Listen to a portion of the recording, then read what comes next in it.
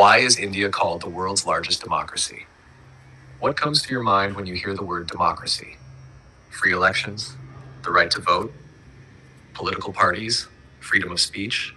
Now imagine a country with more than 1.4 billion people, hundreds of political parties, thousands of candidates, and voters from mountains, deserts, islands, villages, and some of the world's biggest cities. That country is India. But why is India called the world's largest democracy? In this video, we're going to understand how Indian democracy works, why it is so huge, how elections are conducted, and what makes India's democratic system unique. Part 1. What does democracy mean? The word democracy comes from ancient Greek and essentially means rule by the people. In a democracy, citizens have the power to choose their representatives. Instead of one person or a small group controlling the entire government, people participate in the political process. India follows a system called representative democracy. This means that citizens don't directly make every government decision.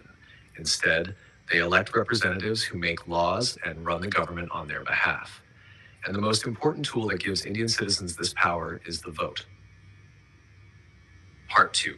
India became a democracy 140 to 250. India became independent from British rule on August 15, 1947. But becoming independent was only the beginning. India needed a system that could govern an enormous country with different religions, languages, cultures, communities, and regions. The answer was the Constitution of India. India's constitution was adopted on November 26, 1949, and came into effect on January 26, 1950. On that day, India officially became a republic.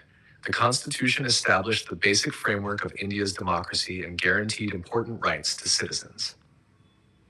One of the most remarkable decisions was the principle of universal adult suffrage. In simple words, adult citizens could vote regardless of their religion, caste, gender, or economic status, subject to the constitutional and legal rules governing eligibility.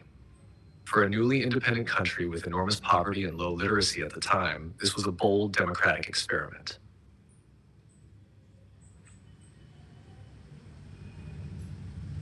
Part 3, the world's biggest voting exercise. Now let's talk about the scale of Indian elections. India conducts elections on a massive scale. During a national election, hundreds of millions of citizens can participate. People vote to elect members of the Lok Sabha, the lower house of India's parliament. The party or coalition that is able to command a majority in the Lok Sabha forms the central government. The Prime Minister leads that government. But India's democracy isn't limited to national elections. There are elections for state governments, local bodies, municipalities, and village-level institutions. So democracy in India operates at multiple levels, from the national government in New Delhi to a village council in a remote part of India. Citizens have opportunities to choose representatives.